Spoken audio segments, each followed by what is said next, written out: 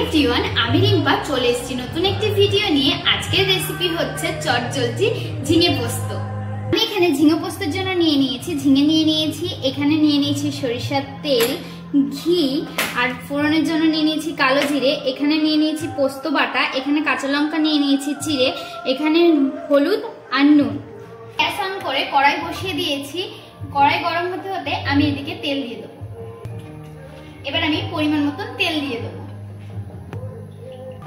তেল গরম হয়ে গেছে, তেল প্রায় গরম হয়ে গেছে। এবার আমি এই ফোড়নের জন্য কালো জিরে দিয়ে দেবো।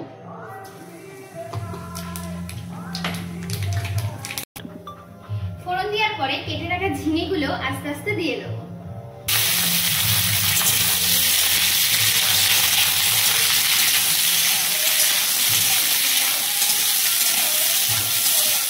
ঝিঙেগুলো আমি হালকা একটু তেলে ভেজে নেব। আমার প্রায় লাল লাল করে একটু ভাজা ভাজা হয়ে এসছে। এবার আমি পোস্তটা অ্যাড করব। ঝিঙেটা আমার হালকা ভাজা হয়ে এসছে। এবার আমি হলুদ আর নুনটা দিয়ে দেবো।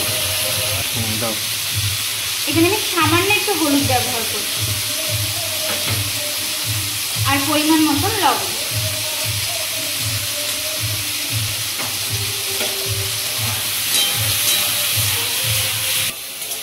হলুদ নুন দেওয়ার পরে আমার বেটে রাখা পোস্তটা এবার আমি দিয়ে দেবো।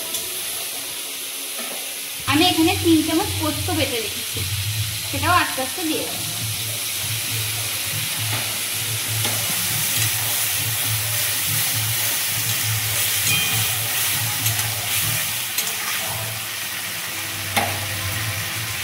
এবার আমি সামান্য একটু জল দিয়ে দেবো।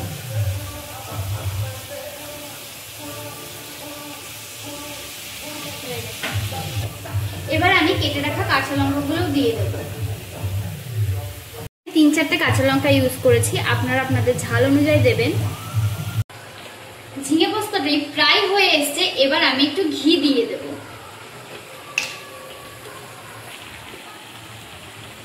এখানে আমি 1 চামচ ঘি দিয়ে দিচ্ছি। আমার ঝিঙে পোস্তটি সম্পূর্ণভাবে হয়ে গেছে। এবার আমি নামিয়ে নেব। রান্নাটি আমার সম্পূর্ণভাবে হয়ে গেছে।